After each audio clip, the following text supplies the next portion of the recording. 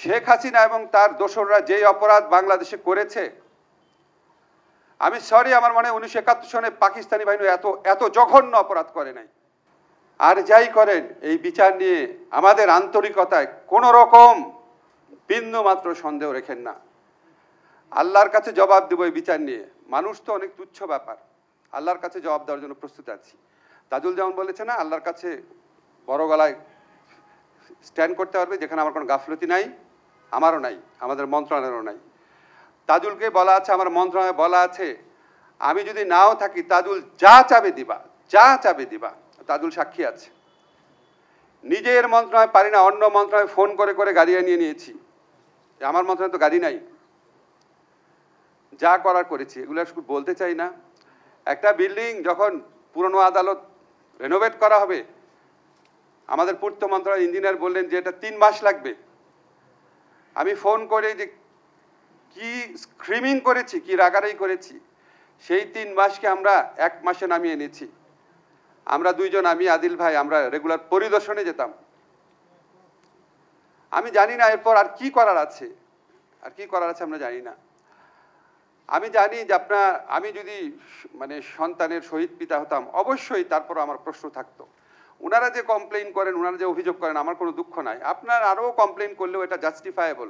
আপনাদের মতো আমি সন্তান হারালে আমি আরও বেশি ইমোশনাল হয়ে যেতাম, আরও বেশি এগ্রেসিভলি দাবি করতাম। এটা নিয়ে আমাদেরকে অ্যাকসেপ্ট করতে হবে। কিন্তু যখন সমাজের অন্যান্য মহল থেকে আসে বলে বিচার দৃশ্যমান হচ্ছে না, আর কিভাবে দৃশ্যমান হয়? টেলিভিশনে দেখানো হচ্ছে। প্রথম দিন থেকে যখন কোর্ট রেনোভেট করা হচ্ছে, কোর্ট রেনোভেট করার জন্য যখন যাচ্ছি, সেই দিন থেকে টিভি দেখাচ্ছে আমাদের, রেগুলার তাজুল আপডেট দিচ্ছে। কি করব ভাই? এই 10 মাস যাবৎ লাইভ দেখাবো? আপনাকে কি তাজুল রাত 2টার সময় কি কাজ করে সেটা দেখবেন? সেটা কি আমরা লাইভ দেখাবো? কতবার তাজুলের সাথে মিটিং করি, কি ইমোশনালি আর্জ করি, তাজুল কি লাগবে বলেন, সেগুলিকে আমি লাইভ করে করে দেখাবো? যাই হোক, আপনাদেরকে একটা জিনিস শুধু বলি, আপনাদের মনে যে বেদনা আছে, আমি একজন খুব ইমোশনাল মানুষ, আমি একজন লেখক। আমি যখন এই গণ অভ্যুত্থানকালে ছিলাম, আমি কল্পনা করতে পারিনি এইরকম বর্বরতা হয়েছে। শুনতাম, আবু সাইদের মৃত্যুটা দেখেছি, তার চেয়ে ভয়াবহ দৃশ্য পরে দেখেছি, আপনারাও দেখেছেন। লাশ জ্বালিয়ে দিচ্ছে, একটা ছেলেকে টেনে নিয়ে যাচ্ছে তার বন্ধু, সে মরে যাচ্ছে মনে হচ্ছে, তার কাছে গুলি করছে। এগুলি দৃশ্য দেখলে যতবার দেখি মাথায় আগুন চেপে যায় আর চোখ দিয়ে পানি পড়তে থাকে। আমি আন্তর্জাতিক আইন পড়েছি লয়ের স্টুডেন্ট হিসাবে। যুদ্ধক্ষেত্রে আপনার শত্রু যদি আনআর্ম থাকে, তার হাতে যদি কিছু না থাকে, যুদ্ধক্ষেত্রে আপনি তাকে গুলি করতে অ্যালাউড না। গুলি করলে সেটা যুদ্ধ অপরাধ। যুদ্ধক্ষেত্রে যদি একজন গুলি খেয়ে যদি আহত হয়ে পড়ে থাকে, তারপর আপনি তাকে গুলি করতে অ্যালাউড না করলে এটা যুদ্ধ অপরাধ। যুদ্ধের ময়দানে আপনি আহত লোককে যদি চিকিৎসা না দেন, সেটা যুদ্ধ অপরাধ। যুদ্ধের ময়দানে আপনি যদি ডেড বডি পুড়িয়ে ফেলেন, এটা যুদ্ধ অপরাধ।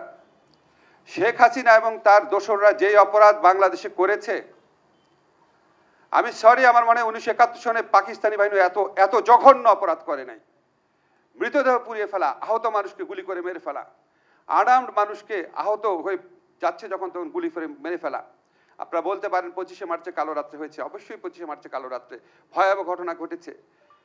কিন্তু একদম ওটা তো অন্য দেশের বাহিনী, আমরা তো স্বাধীনতা ঘোষণা করেছি, তারপর মানে আপনি যদি পার্সপেক্টিভ দেখেন, পার্সপেক্টিভ ওয়াইজ ডিফারেন্ট। আমার 71 সনে ডেড বডি পুড়িয়ে ফেলেছে এরকম কোনো ফুটেজ আমি দেখি নাই। বা 71 সনে একজন গুলি খেয়েছে, তাকে ধরে পিছু নিয়ে যাচ্ছে তার বন্ধু, সেই অবস্থা তাকে গুলি করেছে, এরকম কোনো ফুটেজ বা এরকম কোনো বর্ণনা আমি কোনো মুক্তিযোদ্ধার বর্ণনা পড়ি নাই। অন্যরকম নৃশংসতা থাকতে পারে, কিন্তু এরকম নৃশংসতা গল্প পড়ি নাই। আমরা তো মানুষ, এই বিচারের সাথে যারা ইনভলভ আছে, আমরা বেছে বেছে মানুষগুলোকে ঠিক করেছি। আমি তাজুলকে চিনতাম না। তাজুলকে যখন চিফ প্রসিকিউটর করা হয়েছে, অনেক মানুষ আমাকে বলেছে, এই তাজুলকে কেন দিচ্ছেন? কন্ট্রোভার্সি হবে। আমরা কিসের কন্ট্রোভার্সি? আমার দরকার এরকম লয়ার যাকে 1000 কোটি টাকা দিয়েও কিনতে পারবে না। সরি, অনেক বড় বড় লয়ার আছে, আমার এই আস্থা নাই তাদের প্রতি। 1000 কোটি টাকা দিয়ে কিনতে পারবে নাকি বা পারবে না, এটা 100% আস্থা নাই। তাজুলের জন্য আছে। তাজুলের দক্ষতা নিয়ে আমার কোনো সন্দেহ নাই। এই আইনে প্রসিকিউট করার ব্যাপারে তাজুলের সাথে তুলনীয় হয়তো প্রয়াত ব্যারিস্টার আব্দুর রাজ্জাক বা দু একজন মানুষ হবে, আর কেউ পারবে না। আপনারা আমাদের উপর বিশ্বাস রেখেন, আমরা আমাদের দায়িত্বে বিন্দু মাত্র অবহেলা করি না, বিন্দু মাত্র না।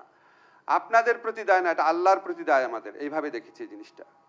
এইরকম হত্যাকাণ্ডের বিচারের দায়িত্ব যারা পায়, তারা যদি বিচার না করে আল্লাহ তাদের বিচার করবে, এটা আমরা জানি। আর আপনারা অনেক অনেক টাইম ফ্রেমের কথা বলেন, ধরেন তাজুল আজকে বলেছে ডিসেম্বরের মধ্যে, আমিও একবার ভেতরের যে অগ্রগতি জানি অ্যানালাইজ করে বলেছিলাম হয়তো অক্টোবরের মধ্যে পাবো। এগুলি যদি আমরা বলি আপনারা খুশি হন, কিন্তু এগুলি তো বলা আমাদের ঠিক না। এগুলি বললে তো আমাদের এই কথাগুলো নিয়েই তো যারা এই বিচারের প্রতিপক্ষ আছে, আপনারা জানেন না তারা কিরকম। এত বড় গণহত্যা হয়েছে, বিন্দু মাত্র অনুশোচনা নাই। একটা দল এইগুলি মানে সারা 15টা বছর শুধু মিথ্যা নির্যাতন করে চালিয়েছে, এখনো তাদের মিথ্যাচার বিন্দু মাত্র থামে নাই, এখনো নির্যাতনের ইচ্ছা বিন্দু মাত্র থামে নাই।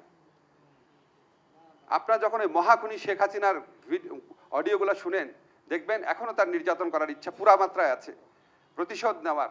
এরা কি এই বিচারের কোনো রকম যদি গাফলতি থাকে, কোনো রকম ফল্ট থাকে, বা যদি নাও থাকে, সেটা এক্সপ্লোর করার চেষ্টা করবে না? তা আমি যদি আপনাকে বলি এই মাসের মধ্যে ইনশাল্লাহ বিচার হবে, আমি মনে করছি, আমাকে তো ওই আদালতের বিচারক আমাকে তো ভৎসনাও করেছে, কারেক্টলি ভৎসনা করেছে। আমি কি এখন সিভিল সোসাইটির আসিফ নজরুল যে আমি বলবো এত তারিখের মধ্যে বিচার হবে, এত তারিখের মধ্যে বিচার চাই, এত তারিখের মধ্যে বিচার হচ্ছে? আমার তো অনেক দায়িত্ব রাখতে হবে, আমার এই বিচারকে সমালোচনার ঊর্ধ্বে রাখতে হবে। আপনাদের খালি একটা জিনিস বলি, আপনারা মনে রেখেন এই বিচার নিয়ে আপনাদের হতাশ হওয়ার কিছু নাই। এবং আমি বিশ্বাস করি আদালতের স্বাধীনতা আমাদের রক্ষা করতে হবে। বলতে পারি না যে আমি অবশ্যই হবে, বলতে পারি না, বাট আমি বিশ্বাস করি যে এই প্রক্রিয়ায় বিচার এগোচ্ছে, ইনশাআল্লাহ আমাদের সরকারের আমলে আপনারা কাঙ্ক্ষিত যেই মামলাগুলোর রায় চাচ্ছেন সেগুলি পাবেন ইনশাআল্লাহ।